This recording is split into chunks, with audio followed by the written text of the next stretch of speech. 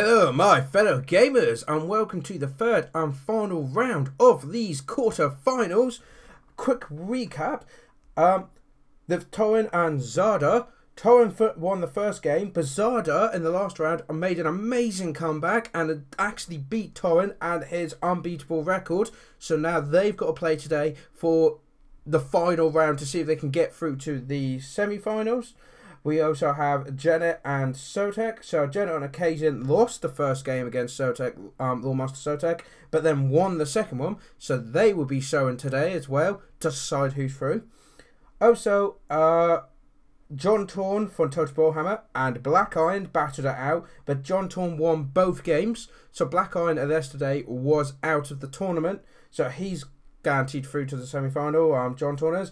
And then you had TzuDevil and DahvPlays, where Dav beat TzuDevil 2-0, so he is also through. So today we've only got two battles, and that is Turin and Zardar, and Janet on occasion versus Loremaster of Sotek. We'll move straight over to the map, where we'll cover all that, and then we'll look at what the armies brought. Coming in across from the north side of this map, this will be a real challenge for those who have made it to the third and final round and is best out of three. Because actually, there, as you can see, the armies deploy on the north and south side. The only real feature in this entire map is the giant hole on the east side. As you can see, the computer doing a nice example of cavalry going around. Also, I believe flyers can go over that as well. But apart from that, it's pretty much an open field, and it's all going to be down to the players' armies, the combos, you know, micro, all that. It's going to be a very intense game. You can't blame or use the terrain, because there practically isn't any for this one. This is going to be down to brutal tactics, face to face, going at each other and trying to outmaneuver each other on this big open field. I mean, that hole on the east side can be used to your advantage, but not by much. You know what I mean? You could use it defensively or try and sneak around, but there is no sneaking, there is no vanguard, there is just an open field, and it should be brutal to see how the players do on this final, because they must win this one to get through to the semi-finals. Let's see how that goes. So now I can confirm for the third and final round, we have Turin is using the green skins, while Zardar will be using the Tomb Kings on a big open field. I love the idea that there's Tomb Kings in an icy field. That just makes me laugh. Moving on, let's get straight into the map then. So we'll go over Zardar's army first, who's got 3 units of skeleton warriors. We also have a couple units of skeleton archers, 2 tomb scorpions here. Usabti with great bows, always a solid pick for them. A Necrotech to keep these guys going. We also have Such the Imperishable on his fancy chariot. Nice. We also have the back here, a Tomb Prince on a horse. And a backguard of skeleton spearmen. Yep, 3 units. So quite light infantry, but heavy hitters here. We also have 2 units of the Karen there. And for Turin, he's bringing, if I can get the camera to work, Fuzz Goblin Spider Riders on the flank here. A front line of Spider Riders there. And Death Creepers, which are the archers. And the Manging Marauders, which are also archers. But they're the wolf type. We also have a very solid front line of Black Orcs, guys. That is quite terrifying to see. We also have goblins on the flank here with spears. Couple of units of Savage Orc Arrow Boys. I expect that's the Rusty Arrows. I'm getting the hang of this game. We also have a couple of units of Trolls. And then we got this good old classic setup. Wazarg on his fancy pimple. And we have 2 Goblin Big Bosses on the Spiders as assassinating units. Do we have the 2 robbers? Are they? No. But then again, where it's an open field, where would you sneak them in? You just couldn't. Right. The game is only not even 5 minutes long. And it's only a couple of hundred different. Let's get started. But these Black Orcs scare me straight away, because they'll cut through all of this, I think, on their own. Or it depends what the archers, the Sabti, and the Tomb Scorpions do. But oh, that's quite a few dead straight first volley. Look at that. We've got the spiders moving around over there, trying to get a flank around. The carrion are moving forward as well. Get into a good flank position here, do a bit of harassment, bit of microing there by Turin. Zardar's playing more defensively in this battle, which makes sense. If it's archers and Usabti, it may, you know, it's worth letting Turin come to him. We do have these guys coming around, but I don't think there's going to be too much of a problem at this stage. In comes Cetra though, we go with him, but he's going to be a hard hitter. And we've got the archers coming and giving support, but these are Black Orcs. They have so much armor. Cetra's going straight into them, and Those Black Guys. Oh no! But Ikver of the Git has actually stopped Cetra. Oh no! Tomb Prince is coming in as well. We got all these guys now charging in the front line, but that is not good. Cetra's taken out. There's a lot being charged straight into him. Taking half health now. Tomb Scorpion making his way, but you see the front line, as expected, is buckling under all these Black Orcs, and the Karen have just been fought off by the flanking Greenskins as well. And in comes these guys as well. These Forest Goblin Spider Riders coming in. Cetra's trying to get out of there. I mean, he had everything jumped on him. Yeah, as you see, the two Goblin Big Bosses are going to chase after, but the Trolls are now moving. Oh, Wazarg's going as well. Here we go. But they're trying to chase him down and get in the flanks here. And yeah, the Black Orcs are just smashing through. Oh, these guys are actually being beaten. But that's because of the Tomb Scorpion there. We also have this Black Orcs. I've completely destroyed them. And the flanking force will destroy the Karen. But those Black Orcs need to move up, mate. They need the archers and the trolls are ready. But there's a bit of a moss pit here. Cetra trying to get away, getting sniped by those Goblin Big Bosses.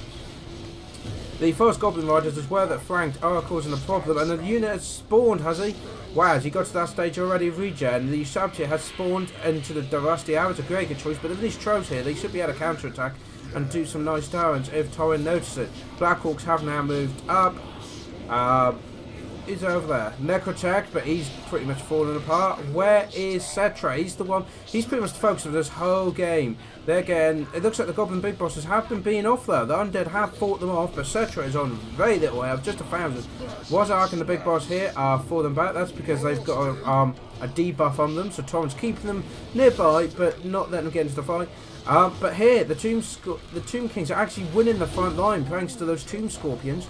Where the Black Orcs are flanking around and getting here. We do have this strong flank, well, I say strong flank force, it's actually just goblins now because the others have broken. But it's skeleton archers mainly, so not great. Yeah, and the Tomb Prince and Cetra are actually chasing after Wazark now. So it's all about the HQ, the leadership. Whoever the leadership breaks first is going to be a big partner. Got the Black Orcs here trying to make a last stand, but they're being swamped. And Cetra's going to come in behind. Oh, beautiful hit by Zardar. That's going to make them break. Your Sabtier is moving up now. I think they've not used all the ammunition, but they want to get a few shots. The Sabtier here have been wiped out by the Trolls as predicted. Yep, taken out, and there's another wave of Troll. I don't know why these guys have moved forward. Zardar, you need to move them back, or they're going to get swamped. Tomb Kings are trying to force hit, but what's going on here? We got a Goblin Big Boss. Where's Wazark? Wazark's over there with the main Orcs, keeping the leadership up. These Black Orcs are taking on the Tomb Scorpion and these Scared Spearmen. Now, the Scared Spearmen falling apart, but not sure about that. How is Cetra still alive at this point? Absolutely. Oh, there he goes. He's been pinned down again. And he's only got 800 health. And we got charges coming in by the Goblin Boss. And these Trolls are going to cause a lot of problems. So the Tomb Scorpion does take one of them out before it gets in there. But I don't know if it's going to be there. 300, 200. Oh, Zardar. Could this be it? Could this be the end of Zardar's tournament? Even, yeah, I mean, how do you get to... Boom, Cetra's down. We do have a Tomb Prince, though.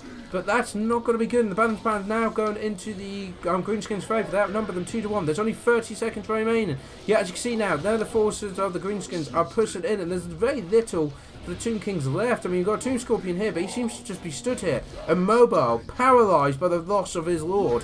And yeah, everything's just falling apart now. Oh, Zardar, you did so well in the second game.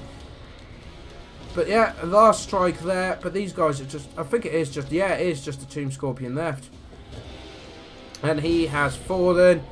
And there we go, guys. A victory for Turin. Turin will be going through to the semi-finals. And Zardar is now out after a fantastic performance. Brilliant game there. So let's have a look. Wazar got 15 kills. The Goblin Big Boss is 2 and 0. Goblin's got 61. That's really good. Black Orcs, look at this. 85, 75 and 222. No surprise there. Good solid front line to cut through these guys. The Savage Orc Arrow Boys only got 2 kills. The Rusty Arrows got none, but they were debuffing armour. Death Creeper's got 3. The Mangy Marauders got 10. The Forest Goblin Spider Riders 25 and 20. And the Trolls 4 and 12. If we look over here, Cetra only got 22 kills. The Necrotech 35. And the Tomb Prince 5. The Skeleton Wars as expected. None 3 and 1. Then we have the Spearmen, 7, 6, and 12. The Archers got 15 and 3. The Ashanti of Great Bows only got 19. And the Karens got shot down straight away. The Tomb Scorpions, though, helped carry the match for the Zardar, the Tomb Kings, 36 and 32. But it just wasn't enough. So, the GOAT, Turin, will be making it through to the semi-finals. Zardar, unfortunately... Well, I say no, he's not out. Or is he out? Yes, he's out. Sorry, I'm getting mixed up. Because in the semi-finals, the two losers will battle for 3rd and 4th place. But in this stage, they're just out. So Zardar is now out. Turin is through. We need to now see how Janet on occasion and Loremaster of Sotek do. Which I completely forgot to mention. Janet on occasion will be using the Beastmen. Loremaster of Sotek will be using the Dwarves. I should probably remember that before starting the battle. Might help. So here we go, guys. This is the final battle of the quarterfinals. After this, another player will be dropped. So we have Janet here, who's got Harpies over there. A very interesting formation. So we'll go through the back. Well, let's do the front. Let's go. Ungle Herd. 1, 2, 3, 4, 5. And then 3 units of Centicles with great weapons. A very good choice against Dwarves. We also have a Razorgore Herd. Is that another one? Yes, it is. A couple of them. We have Bestigals. And then we have Madagor the Shadowgave. And a Spray Shaman of Shadows on a Chariot. I approve of this. And he's got some Harpies in the corner. There's only one problem. The Dwarves are in the corner. Loremaster of Sotek corner camping. But no, he's not exactly right up against the walls, technically. But it's pushing it. It's pushing it. But he is desperate to get through. We have to see if Janet can make it. So we have Miners are there. We then have some Longbeards of great weapons. Dwarf Warriors. Longbeards. Dwarf Warriors, Longbeards are great weapons. We then have a couple of a Runesmith there and a Fane there to keep that. The second line of defense has a couple of Bugman's Rangers. Oh, sorry, 1 Bugman's Rangers and 1 normal Rangers. We then have some Slayers and Dragonback Slayers. We have Ungrim Iron Fists. So, yeah. Janet's going to have to kill all of these guys before he can win. We also have the Goblobber, the Grudge Lobber Regiment of Renown, and a unit of Cannons. This is not looking good immediately. It's a 7-minute battle, guys. The Beastmen outnumber them by 300, about 300. But they're going to probably lose over 300. Just get into the front lines. It's going to be a tough one. Let's see how they do. So Janet is completely out of position here, expecting the Dwarves here. No, the Dwarves take the hill. But the Harpies are in a perfect position to immediately jump on these artillery pieces. Straight in there, but we do have the Slayers in. But even if you can just disrupt them from shooting from time to time, it'll be worth it. Look at them skimming above the ground there. So skillful, so elegant. But we do have the first shots being fired. I suspect Janet is cursing Sotek's name at this point. Getting some good hits on the Bestigals there. Probably do some early damage. Harpies coming in as well. But look at this harassment. Just going back and forth, back and forth. But leadership is plummeting, actually, for the Harpies. They're going to get rich out on the Bugman Rangers. But they're not going to last long. So many Dwarfs and Slayers nearby. They're going to pretty much break instantly. Do you have the next group? A Goblin is helping out. So the Goblin King is taking part in this quarterfinals. Let's not forget, guys, he is part of the tournament. So it's good to see him at this final stage. Good shot there, Gobbo. Good shot. Moving on, we do have the Ungles have made it into the Dwarf Warriors. Harpies are broken, but the next group... But these Centicles, the great weapons, are going to cause a massive headache. If they can get behind... Oh, Ruin of Wrath of Ruin being dropped on them, making them fall back. But this front line has now classed. Got Ungles trying to swarm over these Longbeards and that. Razorgore, the Runesmiths jumped ahead. This is not a good move. The Razorgores have jumped in there. And the Dragonback Slayers are moving in against the Centicles. Good move of the anti-large. But the Ungles are just going to charge into them. The Harpies again charging into them. Keep these guys busy. Keep in the middle. In goes Madagor as well. Oh, Goblin. I think that was some friendly fire. But the Centicles are now securing that. They've rallied. But we do have the Riverine upgraded. Dropped on all these. So that's 8 these are minus 30 armor. That's going to do a lot of damage. You see Dwarf Wars are breaking. Bray Shaman just kind of taking his time there, but the Centicles have charged and started breaking. The Harpies have got in there as well to cause problems. In comes the Razorgores because they've gone nuts. Straight into the Runesmith to try and take them out. I'd see, yeah, the Merisma is being dropped on the Dragonback Slayers, which is doing quite a bit of damage by the looks of it. But the Ungles have got behind. Centicles at the front, though. I would get the Centicles out if they can. Harpy flying back there. But this is a massive front clash here. What's the we have Chaos Spawn, guys. Chaos Spawn have been summoned into the Bugman's Rangers. That's got to go some serious problem. We've got some Tentacles, got into the cannons as well. Fantastic. But the Goblobber needs to be shut down because of the mirror damage that's going to do. As you can see, the front line's breaking, but so's the Dwarfs. The Miners are going, and some of the that's the Bestigor herds though. Yeah, and Ungle herds are going, but it's alright. We do have Madagor here, and he's doing the Call to Violence. and Foe Seeker to try and, but he is pulling them out. Jen is pulling them out because he's at half health. And these guys, the Ungol Razorback herd, are being beat. They're rampaging against these Drow Slayers, the Dragonback Slayers, and I think they're trying to get out. We've got more Slayers here. These have all got to be taken out, guys, before Jenna can win this. Very good choice there by Loremaster of Sotek. I'm not surprised that he didn't do a pure Dwarf Slayer army. But yeah, we've got the Ungrim Iron Fist is taking on Madagor, who's only got a whip. That actually is going to do best. Oh, and he's shaking, guys. He is shaking. This is not looking good for Jenna at the moment. Loremaster of Sotek is in a dominating position. That the Chaos Spawn have pretty much... Oh, we got a second unit as well. So they've shut down all the back range.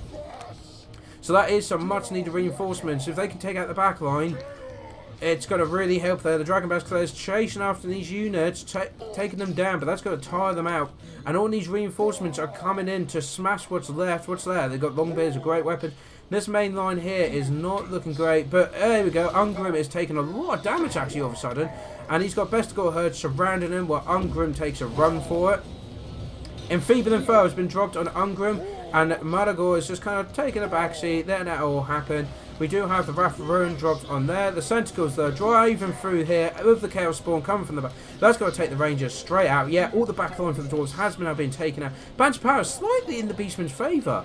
That's going to outnumber them nearly 4-1. But yeah, the Chaos Spawn and all that. Bray Sherman's got involved. Oh, Madagor's taking on Ungrim. This, again, will probably decide the fate of this tournament. We got Deadly Onslaught dropped on him, but no abilities dropped on them. The Rune Lord and the... Oh! Ungrim's down, guys! Ungrim has been slain! Oh, wow. And then the Sentinels come in. Madagor needs to get out, though. Tormentor Sword's been dropped on him, but he got Core Finds Foe Seeker. Got Fane and Runesmith. Suddenly, everything of the... Beastmen are charging in here. Madagor getting out there because he needs to survive this. Chaos Spawn is going to cause a lot of problems because they're unbreakable. Do have the Dragonback Slayers trying to chase in there. But you've got these Ungor herds are just going to get in the way and slow him down. Rune of... What's that? Rune of Oath and Steel is going to keep them. But look at these reinforcements. Suddenly, Janet switched this around. Look at these bodies, though. But look, there's no back line. And suddenly all these mobile Beastmen are being able to charge in. The Ungor Raiders will be able to... just keep them busy. And now it's just a giant moss pit. And I think the Beastmen have the advantage here with all their close combat. You've got the Bray Shaman getting out of there. Wrath of Ruin been dropped on the Sentinels, but oh dear, but there's a lot of Beastmen starting to break. Could they turn around? The band's pads slightly swinging the Dwarfs way. The Dwarfs are really good. If their leadership stays, they can hold this for a long time. Madagor is got in the thick of it as well. I'm not sure if that's a wise decision. But I think the idea is just to keep the leadership of the other guys up, but they are still breaking. Sentinels are doing cycle charging. Oh dear, I'm losing my breath. There's so much going on. Razorgors and the Bray Shaman changing in there. Madagor getting out of there again. The Ungors are trying to just pin them into place. The Dragonback Slayers have nearly been completely wiped out, guys, and I suspect when they get wiped out, the Fane and Roosmith leadership might drop. Nice bit of the cycle charging. We do have some Longbeards of great weapons charging in there. The Sentinels have broken, even with their ability. We do have some Beastmen. Oh, they're all shattered. Everything's shattered, guys. There is 41 Dwarves against 255 Beastmen. But these are hardened dwarves, so you have no idea what's going to happen here. There you go, Rune of Negation being dropped. If that Runesmith's still alive, he can just keep dropping buffs on them time and time again. But where's the Bray Shaman? That's it. There he is. The Bray Shaman of Shadows is there. Madagor there. So they can just kind of hold back and keep dropping debuffs as much as possible. You guys are broken. Go away. But oh, this is so intense. 30 seconds left going with them. But whoever wins this battle is through to the semi-final. And will probably be battling against either DahvPlays or John Torn or Turin. So it's all to play for, guys. Everything's just getting in there. Just everything. We've got to be careful because if that Madagor can be shut down, he's out. I mean, how much has Madagor got? He's got just over 1,000, but the Fane is starting to waver. So's the Runesmith. Could this is it? A final charge by the Razor. And I think we have it. The Beastmen have won it. Wow, that was just incredible. Dwarfs on a hill in a defensive position, and the artillery and the Beastmen had to get in there, and have somehow done it. Flippin' heck. So we have Madagor with 16 kills. The Bray Shaman of Shadows got 73. The Ungors Remember, these are against dwarfs, guys. So 38, 10, 30, 36, 30. Bestigors, 82 and 86. The Centaurs are great weapons. 33, 19 and 68. The Harpies, 3 and 9. But they did great harassment off the bat. And the Rage Gore Herd, the 41 and 20. Of course, you do have the 2 Chaos Spawn units in there as well. That did an amazing job. As soon as she shut down the back line, it suddenly didn't really look that confident for Loremaster of Sotek. Once that back line was gone, and there was all these beastmen behind him, and they surrounded the dwarfs, it got very, very tight for them. We have Ungrim Iron Fist with 18 kills, the Runesmith 30, the Fame 42. We do have the Miners of only 12, but they got shut down quite quickly. Dwarf Warriors of 29 and 21. Longbeards of 67, Longbeards of great weapons 81 and 134. Of course, the Slayers, as expected, 104. Dragonback Slayers of 138. Rangers of 13. The Bugman Rangers of 11. Then we have the Cannon of 23 and the Goblin of 42. But these 3 units got shot down really quickly. And then when they were dealt with, this guy got shot down as well. So there you have it, guys. We have our semi-finalist. Loremaster of Sotek is now out of the tournament, unfortunately, at this stage. So moving on, we have Turin, Jenna on Occasion, John Torn, and DahvPlays. They are your 4 semi-finalists. Then the next round, those 4 will be battling out in the best out of 3, where only 2 will remain to go into the final, guys. Oh, and this is going to be intense. Right. Probably need to point out a note here, though. I have received the semi-final battle from DahvPlays and John Torn, but Turin is currently away at the moment, so Jenna on Occasion and Turin cannot play that battle at this time. As soon as that gets done, we will have the replays up. I will next week have the semi-finals for Dav and John Torn, which will be around each day, probably over 3 days. But I am also going to do a video soon, which is going to declare what I'm doing after this tournament, what projects I've got, because there's been a lot of competitive fantasy for my viewers, but I know I've got a big selection of people that are into campaigns, and a lot of people that are into historical. I plan to take both of those off next week, and it's going to be great. There's so many things I'm doing. So guys, do hit that like button, do comment below what you think of how this is going. And obviously hit that subscribe button if you haven't already. Let's see if we can reach 450. I think I'm only 1 away actually. But once we get that, let's try and push ourselves to 500 subscribers. Because once I've got there, you know what the next one is, don't you? 1,000 subs. We will get there eventually, guys. So do hit that subscribe button. And comment below what you guys think of the final 4 that are getting into semi-finals. Who do you think is going to put it off? I mean, Turin has lost a match now. So he can be beaten. But can any of these plays do it? We'll have to find out. Till next time, guys. Take care.